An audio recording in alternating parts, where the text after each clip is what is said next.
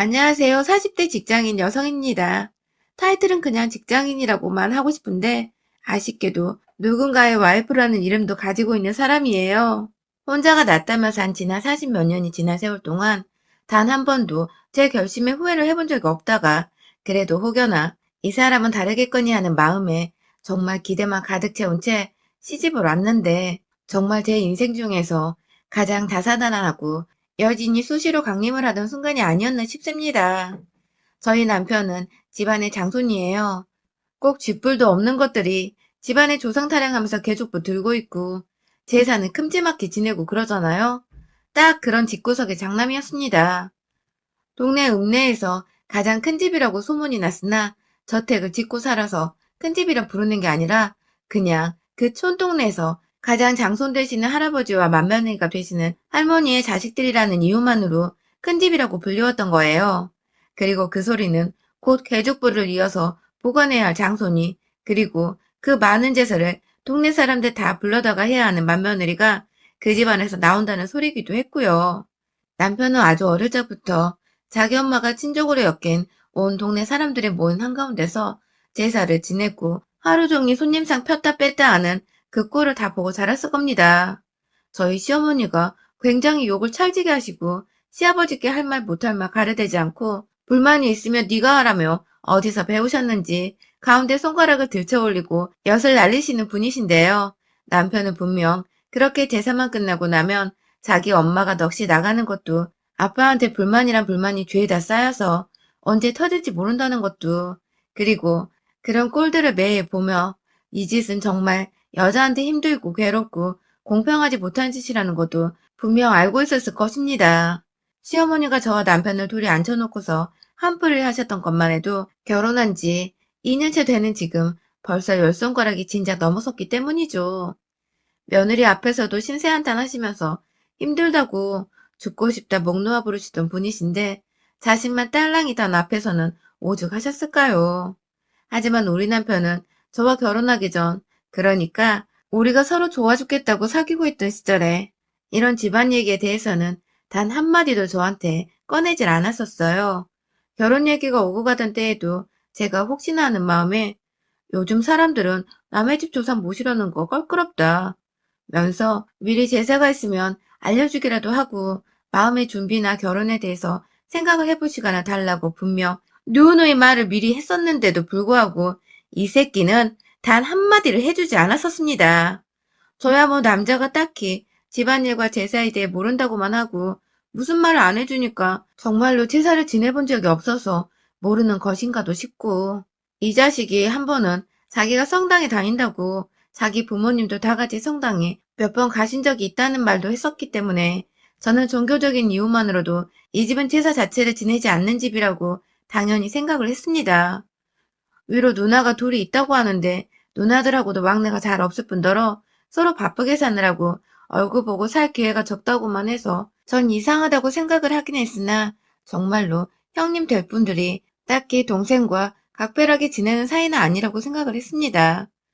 저도 남동생이 하나 있고 동생이 워낙 막내라 그런지 애교도 많고 해서 제가 부모님 없을 때 많이 돌보고 살았는데 저한테는 커서 서로가 바빠졌더라도 굉장히 각별하고 또 마음이 가는 남매거든요.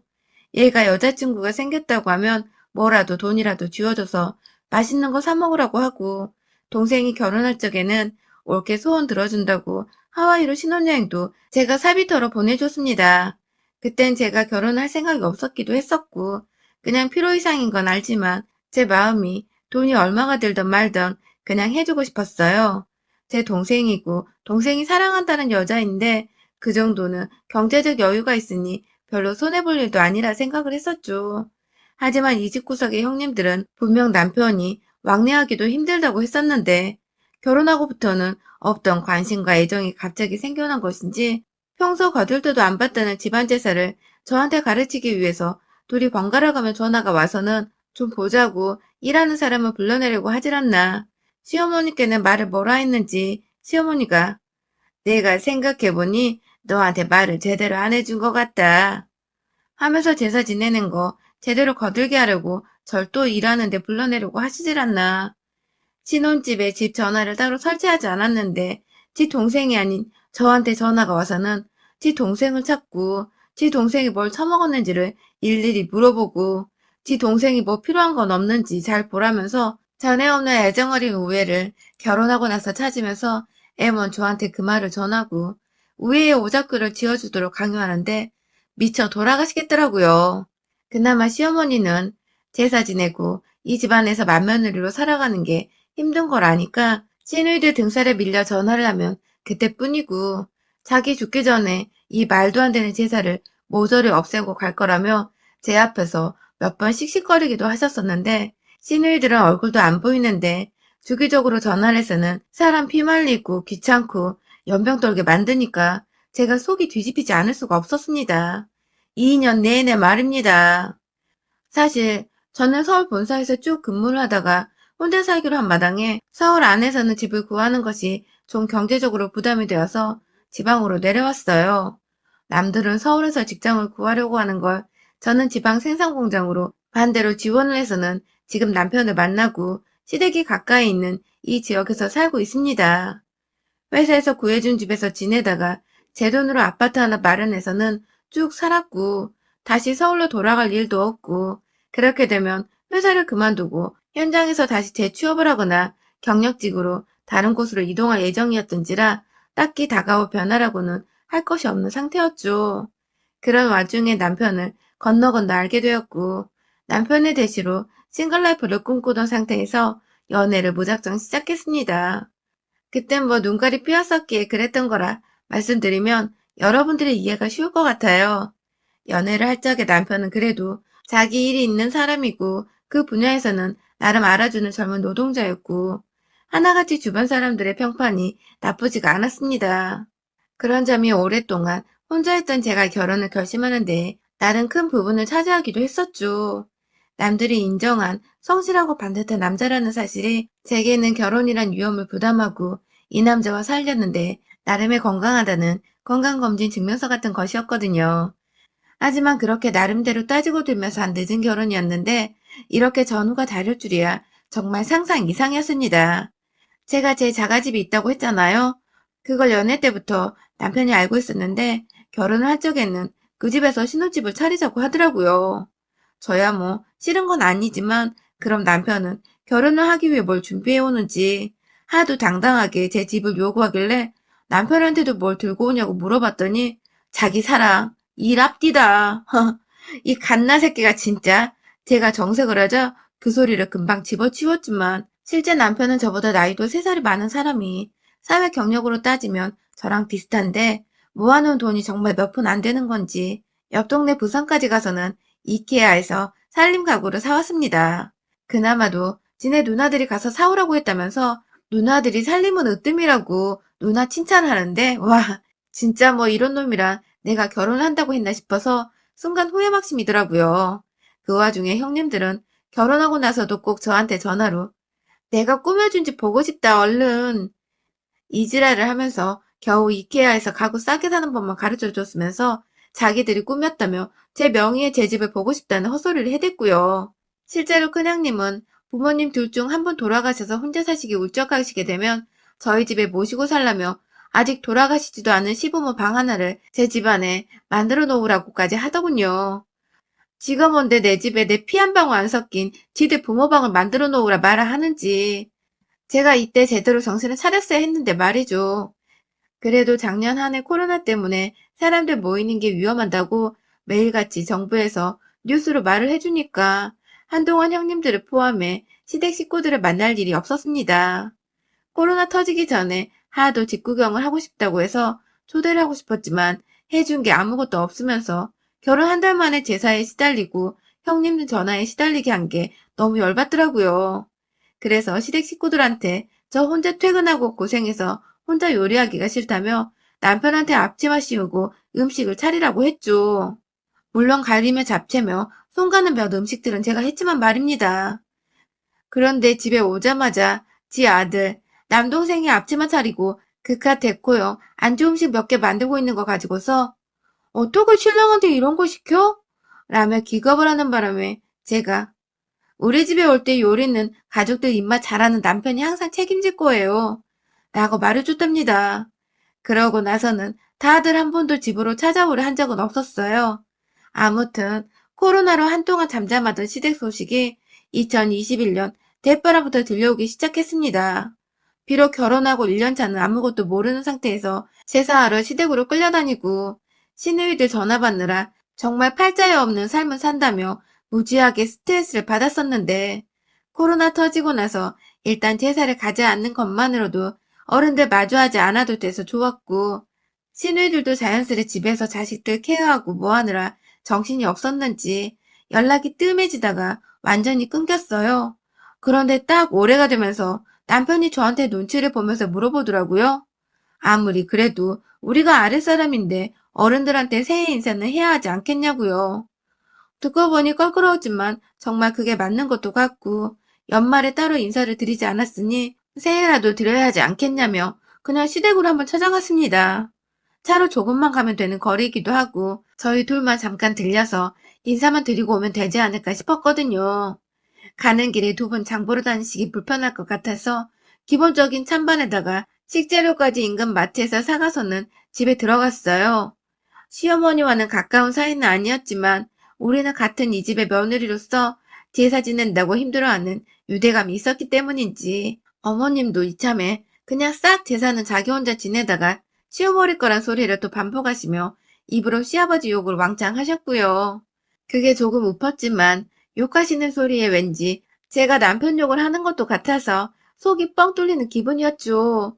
그런데 그때 뒤에서 안 와. 시누이들이 지 새끼들까지 다 끌고 와서는 엄마 나왔어 하며 들어오는 겁니다. 남편이란 놈은 지들 누나를 불렀으면 불렀다고 말을 해야 할 텐데 그걸 끝까지 저한테 말 안 하고 그냥 있다가 지들 누나 오니까 누나들 내가 불렀어 하면서 해맑게 쳐웃는데 진짜 확 눈가를 찢어버리고 싶었어요. 아직 비수도권도 5인 이상 사적 모임 금지하고 있지 않나요? 근데 남편은 자기가 엄마 집에 간다고 또 누나들한테 쪼르르 전화를 해서는 말했고 그렇다고 그 얘기를 듣고는 시누이들이 좋다고 또 해볼래하며 친정으로 온 겁니다. 그중에 큰 시누이가 진짜 성격이 별나요. 이케아에서 신혼가구를 사라는 것부터 집안에 시부모 방 만들라고 주동한 게 다 큰 시누이였는데요. 저를 보자마자 한다는 말이 와, 너 진짜 오랜만이다. 너가 안부 인사도 하러 다니니? 하며 비아냥댔는데 제 주먹을 꽉 쥐면서 참았어요.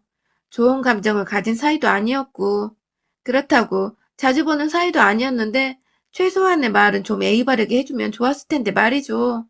그딴 생각은 밥 말아먹은 건지 비아냥부터 대던 시누이는 글쎄 아이들을 다 데려다가 손도 안 씻기고 시어머니 시아버지를 안아보라며 막 좋다고 그걸 또 사진을 찍고 있는 겁니다. 네, 저희 시누이가 SNS를 좀 활발하게 해요.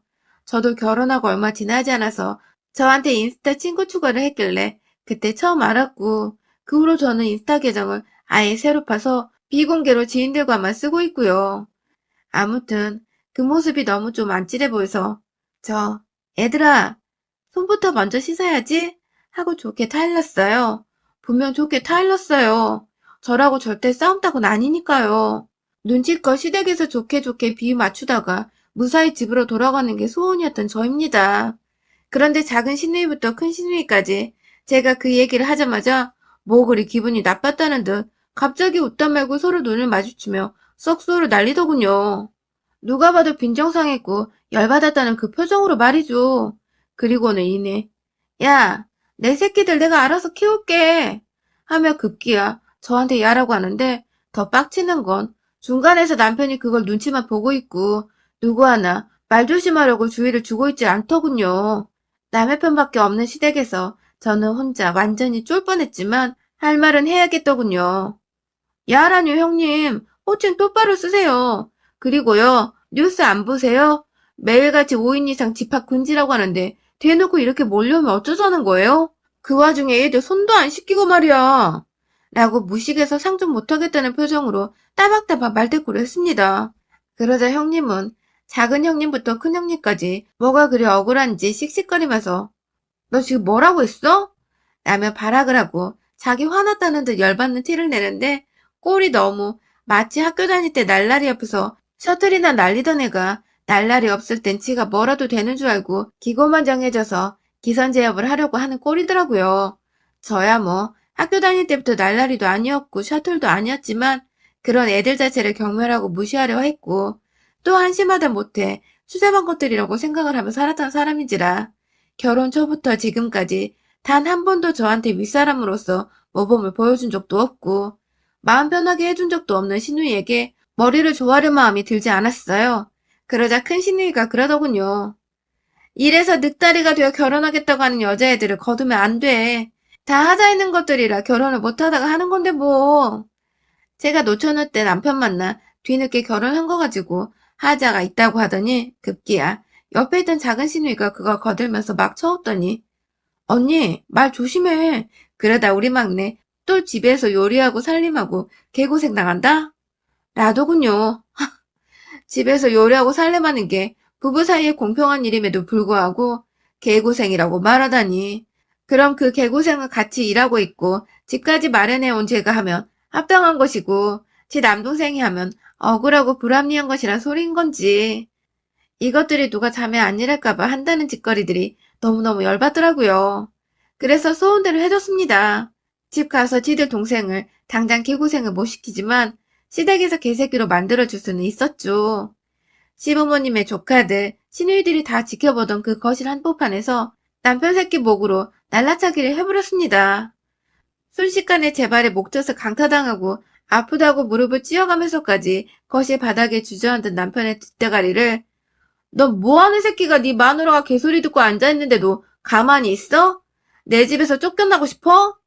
하면서 소리를 꽥 지르니 다들 내 집에서 쫓겨난다는 그 소리가 유난히도 충격이었던지 어디 남편을 쫓아낸다고? 하면서 말까지 더듬으며 남편을 어찌 쫓아내냐고 막 훈계를 하더라고요. 소리를 지르거나 같이 욕할 줄 알았는데 지들도 지금 저희 부부가 사는 집이 제 명예인 거 알고 있어서 그런지 더 심한 말을 못하고 발만 동동 굴리더라고요. 차마 조카들이 보고 있는 와중에 지들 엄마를 때릴 수는 없어서 대표로 큰 신우의 멱살을 잡고는 벽으로 밀쳤어요. 너 네 새끼들 앞에서 얻어터지고 싶지 않으면 그 입 닥치고 조용히 인사나 드리고 가라? 라며 귓속말로 말을 했더니 한참을 그 벽 앞에 가만히 서 있다가 애들 앞에서 자존심을 상했던지 할머니 인사드리고 가자 하며 얼른 인사부터 시키고 곧장 나서던 큰형님. 그러자 뒤에 남아있던 작은형님은 차 한 대만 끌고 왔는데 자기를 내버려 두고 가냐면서 또 부모님께 인사를 후다닥 하고는 지 언니 따라 애들 데리고 뛰쳐나가더라고요. 이 모든 게 다 시누이들이 지네 부모님 인사드리겠다고 이 집에 들어온 지 20분 정도도 안 되어 일어난 일이었습니다.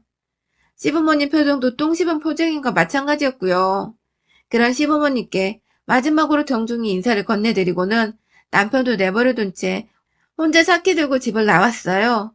알아서 저를 개새끼 마냥 졸래졸래 따라오는 남편에게 난 얼마든지 다시 싱글로 살 수 있으니 니들 식구들 내 앞에서 지랄 한 번 더 떨었다간 그리고 너도 그 사이에서 가만히 반감만 하고 있었다가 니들 단체로 목 따버린다? 하면서 손으로 남편 목젖을 한 번 더 강타하려고 하자 남편은 오오오 하면서 오바에서는 몸을 움츠리고 저는 또 그게 웃기다며 차키를 건네주고는 뒷좌석에서 편하게 드러누워 창밖 구경하며 드라이브하다 집에 왔습니다. 유난히 기분이 상쾌하기도 창밖으로 지는 노을이 아름답고 운치 있었던 날이었어요. 우리 형님들은 그날 지 동생이 내내 걱정이 되었는지 시어머니께 전화해서 닥달하고 괜찮냐고 물어보라 난리를 쳐서는 시어머니가 울며 겨자 먹기로 또 저한테 전화를 하셨는데요. 제가 네, 살아는 있어요. 라고 해부르자 거의 울음이 터질 듯한 목소리로 아 하는 탄식과 함께 알겠다고 전화를 끊으셨습니다. 그 말을 또 그대로 시누이들한테 전하며 아들 걱정에 며느리 무서운 걱정까지 했겠죠.